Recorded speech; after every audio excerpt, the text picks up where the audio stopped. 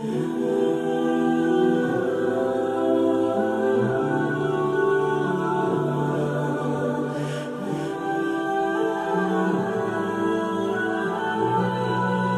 اللہ الرحمن الرحیم، السلام علیکم۔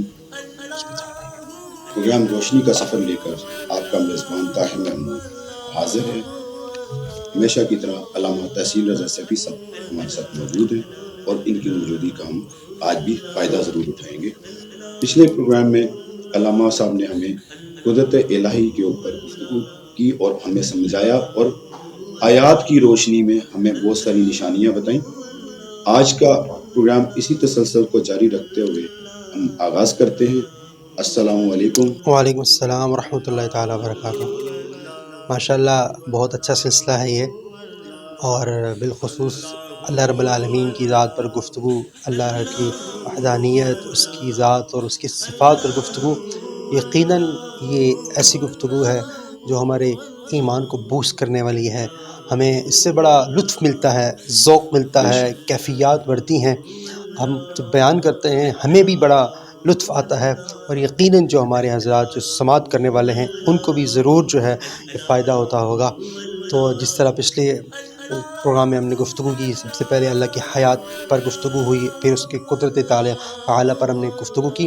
آج بھی اس کی صفات میں سے جو اصل صفات ہیں ان میں سے آج ہم اس کی صفت ارادہ اور صفت علم پر گفتگو کرنے کی سعادت حاصل کریں گے۔ پروگرام کا آغاز کرتے ہیں۔ آپ نے بتایا صفت ارادہ۔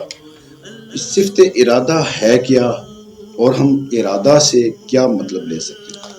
بسم اللہ الرحمن الرحیم۔ اللہ رب العالمین کی جو ذات ہے وہ جو بھی بات کرتی ہے، جس طرح وہ قدرت والا ہے، طاقت والا ہے، شان و شوکت والا ہے، تو جب بھی وہ کوئی معاملہ کرتا ہے تو اپنے ارادے اپنی مرضی سے کرتا ہے۔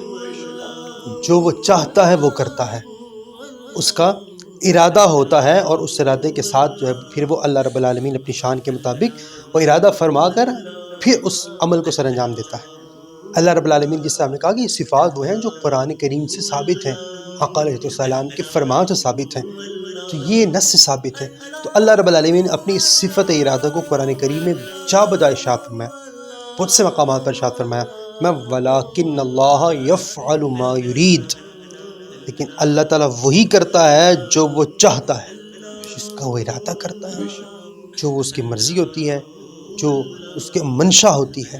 تو ارادہ و مشیت الہی یہ اللہ رب العالمین کے لیے ثابت ہے، یہ اس کی صفت ہے۔ اور پھر اسی ارادہ و صفت کو مالک کائنات نے مختلف انداز میں بیان فرمایا، دوسرے مقام پر کہ فعال لما یرید، وہی کرنے والا ہے جو وہ چاہتا ہے، جو اس کا ارادہ ہوتا ہے، جو اس کی مرضی ہوتی ہے، اس اپنی مرضی کے مطابق وہ ہر معاملات کرتا ہے۔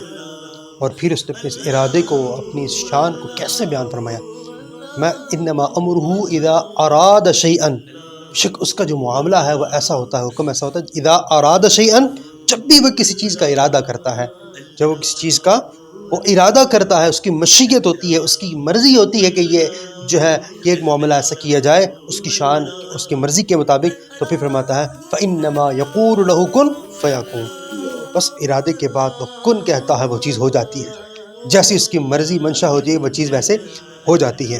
اور پھر یہ اس کی ارادہ اور منشی یہ ہوتی ہے کہ جس کو کیا دینا ہے، کس پر کیسے کرم کرنا ہے، کس کو کیسے نوازنا ہے، کس کو کیا عطا کرنا ہے، یہ سب اس کی مرضی کے مطابق ہوتا ہے۔ اور اسی چیز کو اللہ رب العالمین ارشاد فرماتے ہیں، بہت سی مختلف انداز میں بیان فرمایا۔ ایک مقام پر فرمایا کہ یعذب من یشاء ویرحم من یشاء، یعذب من یشاء ویغفر لمن یشاء، میں وہ جس کے لیے چاہتا ہے نا اس کو اپنے بخشش کے خزانوں سے عطا کرتا رہتا ہے، جس کے لیے چاہتا ہے اس پر رحمت کی برسات کر دیتا ہے، جس کے لیے چاہتا ہے اس کے لیے پھر وہ عذاب کا دروازہ بھی اس کے لیے کھول دیتا ہے۔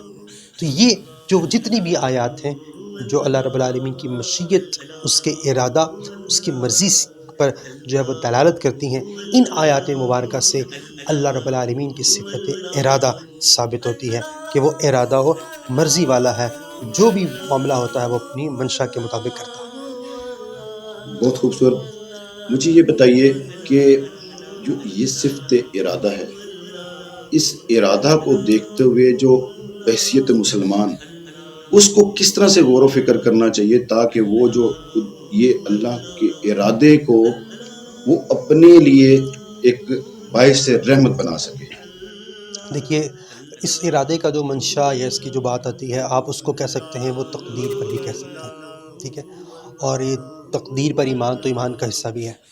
بات یہ ہے کہ مومن کو ہر وقت یہ سوچنا چاہیے کہ جو بھی معاملہ ہوتا ہے اس میں اپنا تو بندے کا کوئی اختیار نہیں، اپنا کوئی اس طرح کا بہت معاملات میں اختیار نہیں، جو بھی ہوتا ہے اللہ تعالیٰ کی طرف سے ہوتا ہے، اس کے ارادے سے ہوتا ہے۔ تو جو بھی معاملہ ہے، بالخصوص جب کوئی مشکل پریشانی ہے، اس طرح کے معاملات آئیں تو پھر بھی یہ سمجھے کہ یہ میرے رب کی مرضی تھی، رب کا ارادہ تھا، تو پھر رب کی رضا میں راضی رہنا چاہیے۔ اور پھر جب کبھی بندے کو نعمت مل جائے، بندے کو پر کرم ہو جائے، اس پر جو ہے وہ رحمتوں کے دروازے کھل جائیں، تو اس میں اپنی بڑائی نہ سمجھے، اپنا کمال نہ سمجھے، یہ بھی سمجھے میرے مالک کا مرضی اس طرح تھی، اس کا ارادہ ایسا تھا، اس نے اپنے ارادے مرضی سے عطا کیا ہے، تو لہذا اب اس کے شکر میں لگ جائے، شکرانے میں لگ جائے۔ تو اس طرح انسان جو ہے وہ رب تعالیٰ کے ارادے کو جو ہے اس کو مد نظر رکھے، اس پر ایمان، اس پر صفت یقین بھی ضروری ہے، ایمان بھی ضروری ہے اس کی صفت پر، تو اللہ رب العالمین کے ارادے کے ساتھ بھی جو ہوتا ہے ہوتا ہے۔ بھی بڑا بہترین طریقے سے آپ نے ہمیں یہ بتایا، ہمارے ناظرین بھی اس سے ضرور کچھ نہ کچھ سیکھا ہوگا۔ اچھا، آپ نے ایک صفت کا ذکر کیا تھا، صفت علم۔ یہ صفت علم کیا ہے؟ اللہ اکبر۔ اللہ رب العالمین علیم ہے، علم والا ہے، علم اس کے لیے ثابت ہے، وَهُوَ بِكُلِّ شَيْءٍ عَلِيمٌ، ہر چیز کا علم رکھنے والا۔ اس کے علم کی شان یہ ہے، اس کے علم کا معاملہ یہ ہے کہ کوئی بھی چیز اس کے ذات سے پوشیدہ نہیں ہے، ہر چیز کا وہ علم رکھنے والا ہے، ہر چیز کا اس نے علم جو ہے وہ گھیرا ہوا ہے۔ کائنات کی کوئی بھی چیز ہے وہ اللہ رب العالمین کے علم کی دسترس سے باہر نہیں ہے۔ صفت علم سے مراد یہ ہے کہ اللہ رب العالمین علیم ہے، علم والا ہے، جاننے والا ہے، اور اس کا علم ایسا ہے کہ وَهُوَ بِكُلِّ شَيْءٍ عَلِيمٌ، ہر چیز کا احاطہ کیے ہوئے ہے۔ کوئی بھی چیز کائنات کی ایسی نہیں ہے جو اس کے علم سے باہر ہو۔ وہ چیزیں جو ہمارے لیے پوشیدہ ہیں، جو ہمارے لیے چھپی ہوئی ہیں، وہ ہمارے لیے ہوں گی، لیکن اللہ رب العالمین کی ذات ہر چیز کو جانتا ہے، کائنات کے ہر ذرے ذرے کو جانتا ہے، ہر چیز جس کو ظاہری بات ہے اس نے پیدا کیا ہے، تو پھر وہ پیدا کرنے والا بہتر جانتا ہوتا ہے کہ اس کے کیا معاملات ہیں، کیسے کیسے معاملات ہیں۔ تو مالک کائنات علم والا ہے، اور اللہ رب العالمین نے اپنی صفت علم کو بار بار قرآن کریم میں بیان فرمایا کہ اس کا علم کیسا ہے، کیسے معاملات ہیں۔ ارشاد باری تعالیٰ کہ وَعِندَهُ مَفَاتِحُ الْغَيْبِ، کہ اللہ کے پاس غیب کی کنجیاں ہیں، چابیاں ہیں۔ لا يعلمها الا هو، غیب کو کوئی نہیں جانتا مگر وہی جانتا ہے، جو بھی غیب ہے وہی جانتا ہے۔ وَيَعْلَمُ مَا فِي الْبَرِّ وَالْبَحْرِ، اور فرماتا ہے وہ ہر اس چیز کو جانتا ہے جو خشکی کے اندر ہے، جو سمندر کے اندر ہے۔ خشکی کے اندر دو چیزوں میں، خشکی طریقہ ہے نا، جو ہمیں جو ہماری جو ایکسیس ہے وہ یہی ہے، زمین جو ہے یا آدھا حصہ خشک ہے، کچھ جو ہے وہ جو ہے زیادہ پانی ہے، تو فرمایا کہ وہ خشکی کے ہر ذرے کو جانتا ہے، وما فی البحر، اور سمندر کے اندر جانتا ہے۔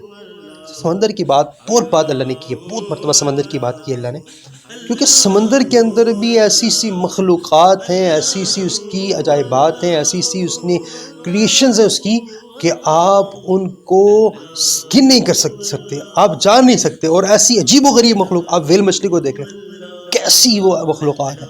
تو میں جو کچھ بھی وہ اللہ رب العالمین کی جو ہے اس کی تخلیقات میں جو کچھ بھی کائنات کے اندر خشکی کے اندر ہے یا تری کے اندر موجود ہے، وَيَعْلَمُ، جانتا ہے۔ اور پھر میں کہ وَمَا تَسْقُطُ مِن وَرَقَةٍ إِلَّا يَعْلَمُهَا، اور میں کہ کوئی پتا بھی وہ درخت سے گرتا نہیں مگر اللہ اس پتے کو بھی جانتا ہے۔ محترم ناظرین، صفات باری تعالیٰ کے حوالے سے پروگرام ابھی جاری ہے، اس کا دوسرا حصہ آپ اگلے پروگرام میں ملاحظہ فرمائیں۔ مجھے اور علامہ صاحب کو اجازت دیں، انشاءاللہ اگلے پروگرام میں دوبارہ حاضر ہوں گے۔ اللہ آپ کا حامی و ناصر۔